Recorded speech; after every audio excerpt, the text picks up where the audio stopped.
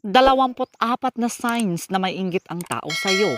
Una, binabaliwala o pinapaliit nila ang iyong mga tagumpay kapag may magandang nangyari sa iyo. Sasabihin nilang swerte lang yan o kaya naman ay mabilis nilang ililipat ang usapan sa ibang paksa para hindi mapansin ang iyong narating. Pangalawa, nagbibigay sila ng mga backhanded compliments o paporing may kasamang lait. Sasabihin nilang maganda ang suot mo pero idudugtong na bagay sa iyo kasi hindi halata yung taba mo na nagpapahiwatig ng inggit sa likod ng kunwaring papuri. Pangatlo, ginagaya nila ang iyong estilo, galaw o mga proyekto. Dahil gusto nilang maranasan ang atensyong nakukuha mo, gagayahin nila ang pananamit mo, paraan ng pagsasalita o pati ang mga ideya mo sa trabaho ng walang pagkilala sa iyo. Pang-apat, palagi ka nilang kinukumpetensya. Ano man ang sasabihin mo, laging may mas maganda o mas malaking kwento sila para masapawan ka dahil hindi nila matanggap na mas nakakalamang ka sa sitwasyon. Pang-lima, nagbubunye sila o natutuwa kapag ikaw ay nagkakamali o nabibigo.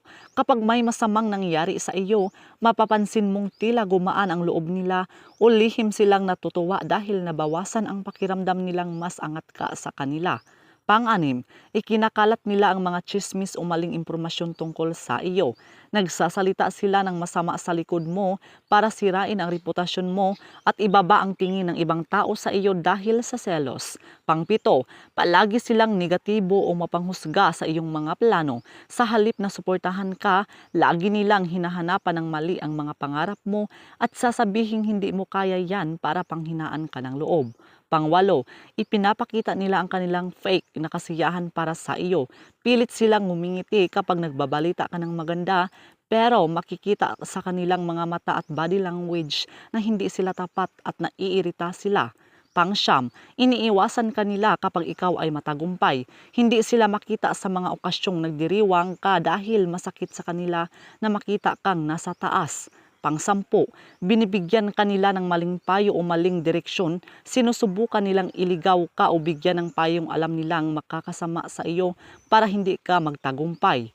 Pang-11, ginagamit nila ang iyong mga kahinaan laban sa iyo kapag nagtiwala ka at nagkwento ng problema, gagamitin nila ito para ipahiya ka sa harap ng ibang tao. Pang-12, masyado silang mapangsuri sa bawat galaw mo. Puna sila ng puna sa mga maliliit na bagay na ginagawa mo na nagpapakita na nakapokus sila sa paghahanap ng mali sa buhay mo. Pang-13, hindi sila nagbibigay ng tamang kredito sa iyong mga gawa. Kung nagtulungan kayo, aangkinin nila ang karangalan o babaliwalain ang malaking kontribusyon mo. Pang-14, palagi silang nagpaparinig sa social media. Gumagawa sila ng mga status o post na tila patama sa iyo na nagpapahiwatig ng kanilang hindi magandang nararamdaman. Pang-15, nagpapakita sila ng malamig o supladong pakikitungo.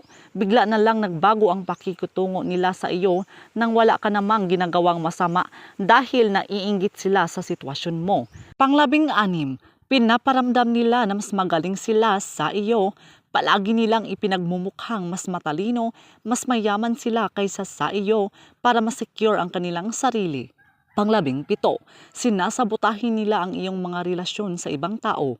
Nagsasabi sila ng masama sa ibang kaibigan o katrabaho mo para ilayo ka sa kanila. Pang-18, lagi silang nagrereklamo kahit wala namang dahilan. Ang inggit ay nagdudulot ng kapaitan, kaya naman lagi silang negatibo sa buhay kahit maayos naman ang takbo nito. Pang-19, hindi sila masaya kapag may bago kang gamit o narating. Sa halip na mag-congratulate, titingnan lang nila ito ng may halong pagkadismaya. 20, palagi silang nakikipag-unahan sa atensyon ng ibang tao. Kung may kausap ka, sisingit sila para mapunta sa kanila ang atensyon.